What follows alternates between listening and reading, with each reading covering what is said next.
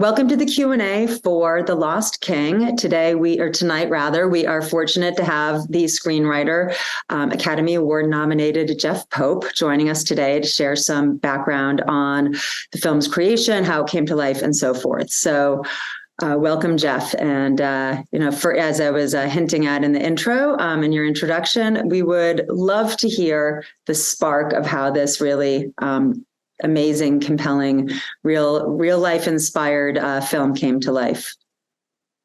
Well, thanks everybody, first of all, for watching. This was a collaboration, again, the second time with Steve Coogan and myself and Stephen Frears. And we made Philomena back in 2012, 2013. The original, the genesis of it was like Philomena, it was something that Steve Coogan spotted. I mean, I remember seeing the documentary about the king being found under the car park, which just seemed, when you say it out loud, a housewife from Edinburgh finds a 500-year-old lost king. And one of, a king made perhaps one of the most famous English monarchs because of William Shakespeare. It just sounds so weird. So there was a great headline to it, which is, the body, the mystery solved after all these centuries. But as we dug into it, what we realized was there's one amazing story, which is how the body was found, but then it became something quite different. And that was how the woman who'd found him had the credit for that taken away from her. And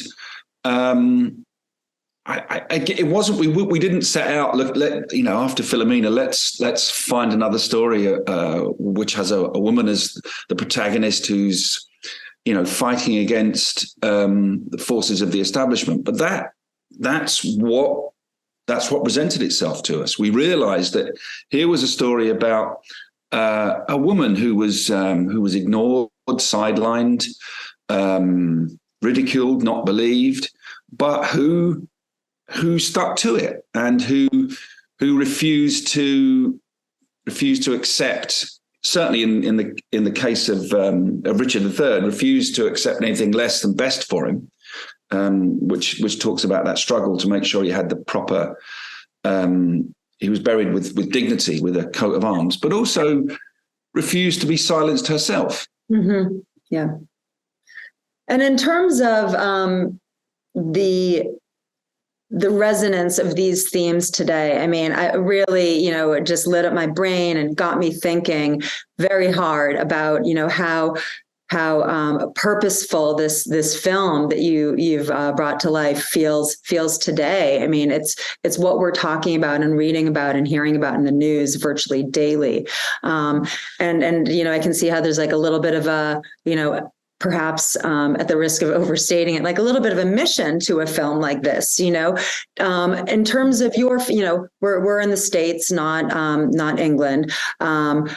How is the context of the credit attribution of this extraordinary archaeological and historical discovery understood today vis-a-vis how it was in 2013? And do you think a film like The Lost King can play a role in redirecting that understanding in a way that is more just and fair?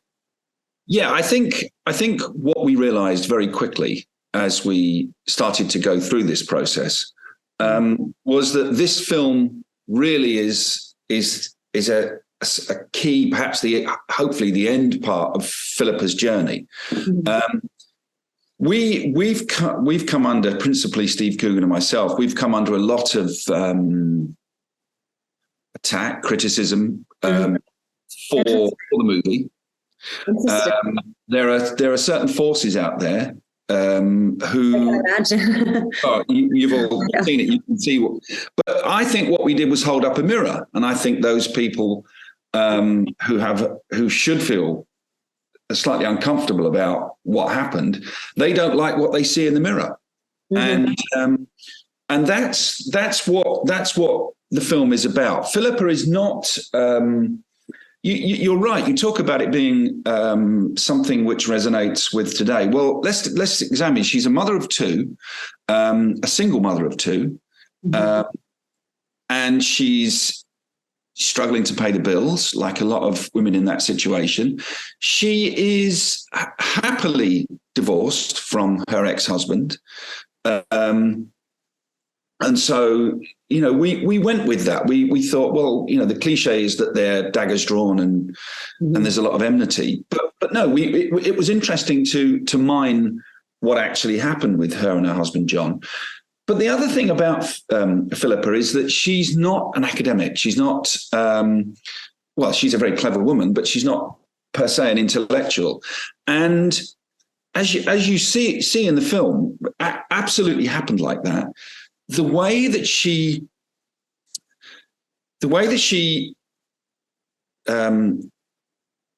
isolates where she thinks the body of Richard III is was intuition.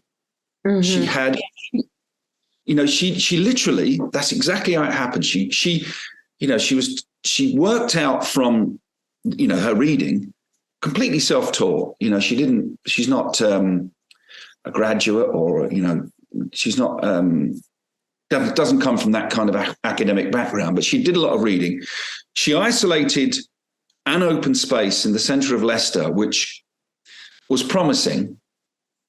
She went there, got this incredible feeling from the feet upwards, looked down, and there's the letter R painted on the tarmac.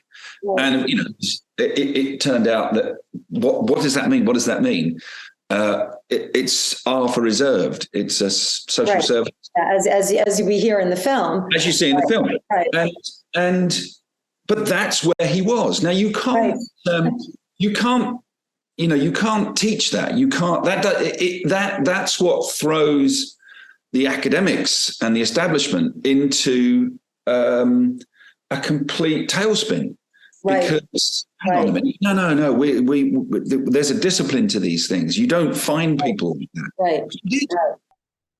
I felt like, as I was watching it, I was like, this is going to be one of those really classic underdog stories, and it's just going to have this sunny, rewarding ending.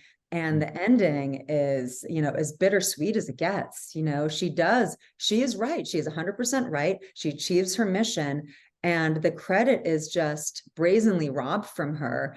I think that there's something to be said that this film is coming from male creators, because, I think that it's important for men to step up as allies at the risk of getting too socio-political in a film club. But I mean, I assume the controversy that you and Steve are fielding right now is coming from those quarters in particular. Like, what is the defense they're mounting, out of curiosity? I mean, or are they saying this record is inaccurate? What are they saying?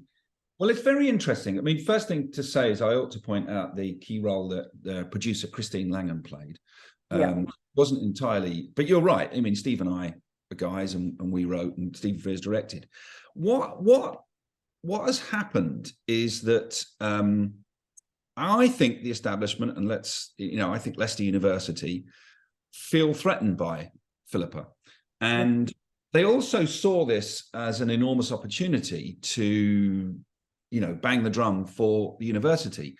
And I don't think it would have taken much for them to give her the proper credit. At the worldwide press announcement, she's not even on the platform with them.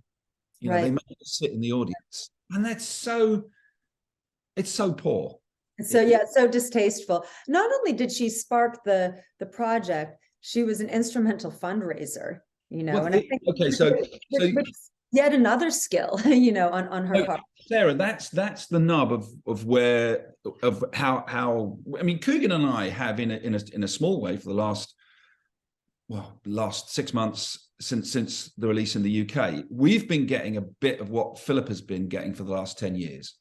And their main plank of attack is at the moment that the remains were found in the ground, Then there was a lot of work that needed to be done. There was DNA testing, there was securing the scene, it was the proper, there was so the money that was spent on the dig and on the subsequent testing of the remains to establish the DNA linkage with the living relative, that money was greater than the money that had been spent up to when he was found.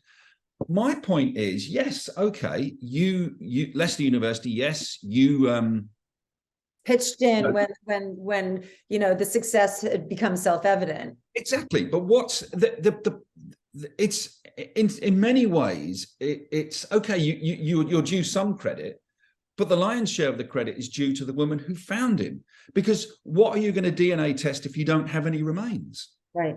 Philippa finds the remains. Right.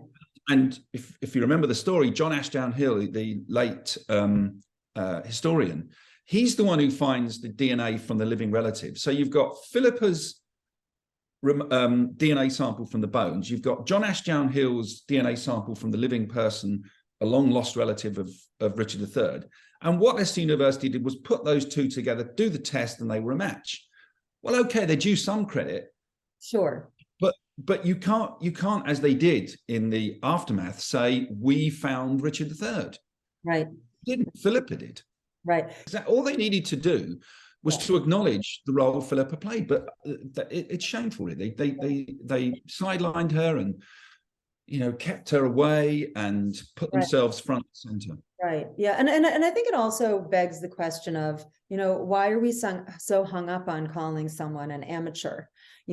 Why are we so hung up on calling an outsider artist an outsider artist? Why are they not just an artist? What is so sanctified about the official training? That doesn't, I have a brother who's a software engineer. They welcome someone who can write the code. If you can write the code, welcome to the party. Why does that not apply to other disciplines? The academic discipline had hundreds of years to find him and didn't. Along comes an amateur. Yeah. The proof of the pudding is in the eating.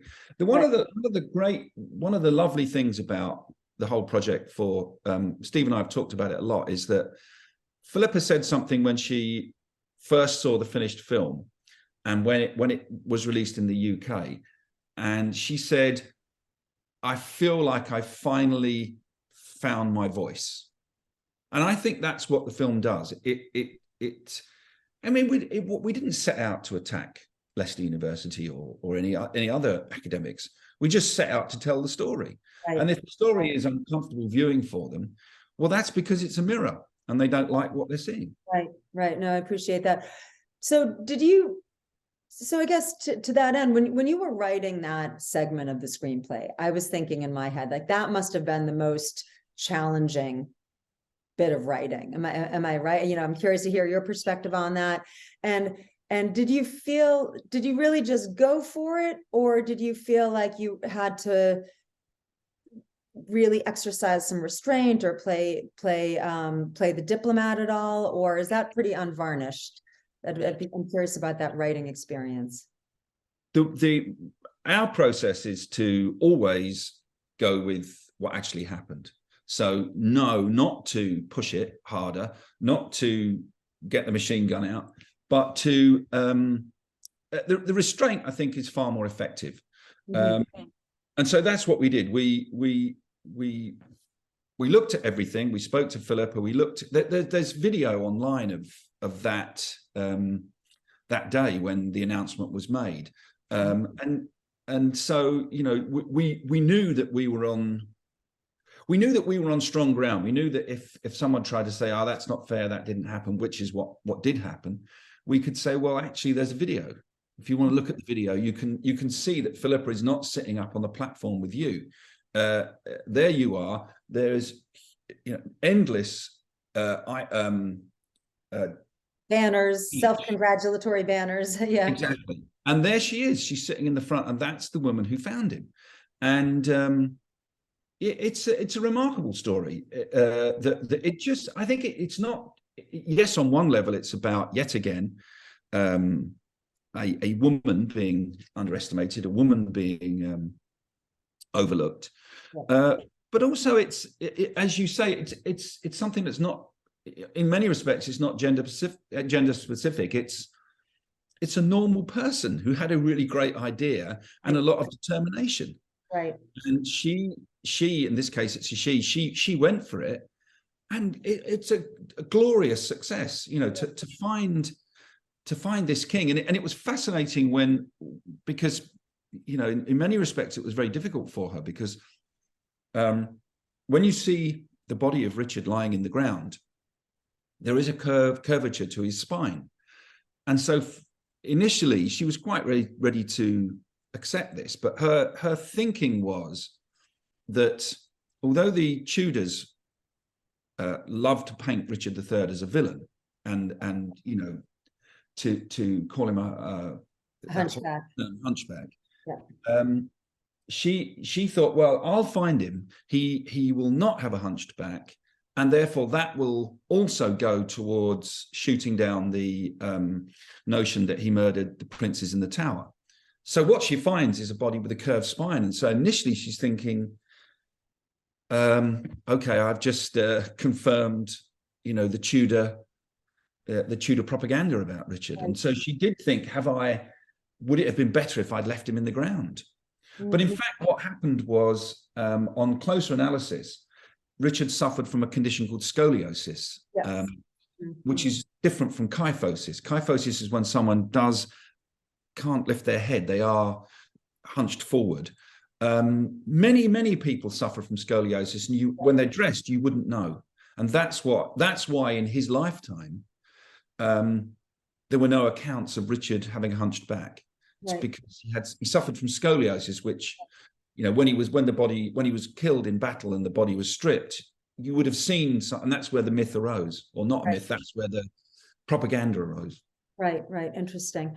So I mean, I could talk to you about this for hours on end. I think the facts of the story that inspired you, the way you've portrayed it, it's just all completely fascinating to me. And again, particularly in today's socio-political conversation about gender and parity and so forth. It's a big one. Are there any you know, nuggets of the creation of the film that you would like to share that you think the audience would enjoy before we part? Because it's, you know. Well, it was a real joy to work again with Stephen Frears, who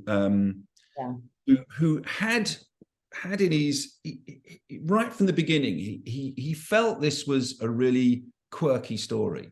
And I think that's very evident in the way he shot it, in the way it's cut together, and certainly in the way he worked with 𝙁𝙊𝙍𝙍𝙀 with the music, which is very Hitchcockian almost. So I really enjoyed that. And we shot in the middle of the pandemic, so it was that was an enormous challenge. But Edinburgh is a beautiful city, which is where Philippa lived and still lives. And so that Edinburgh became a character in the piece as well. So it was really fascinating to be in that city and to work again with Stephen. So and I just look back on it as a wonderful memory. And just, I mean, what an extraordinary team of creatives you pulled together. Really amazing. It was, and just finally, it was. I hope everybody enjoyed it, but the idea of having Richard as a character. Yes. It took a long time to get there, because we thought early on, well, you know, what about if she, you know, if Richard's there, and we resisted it. But in the end, we decided there was one rule, which is that really what she was doing is talking to herself. And she was examining her own subconscious. So that's, you know, once we set that rule, then that worked. And very late in the day, Sally Hawkins came up with the idea, which was a great one, which is right at the end, she sees the actor, and then that you realize, oh, okay. Right. Sally Philippa realizes, oh, okay, I realize what's happened now. I was so engrossed, and you know, so it was just a nice touch, and I hope unlocks the story and allows us to feel what Philippa was feeling throughout the story. And I think for me, you know, I'm curious to hear what the audience thinks.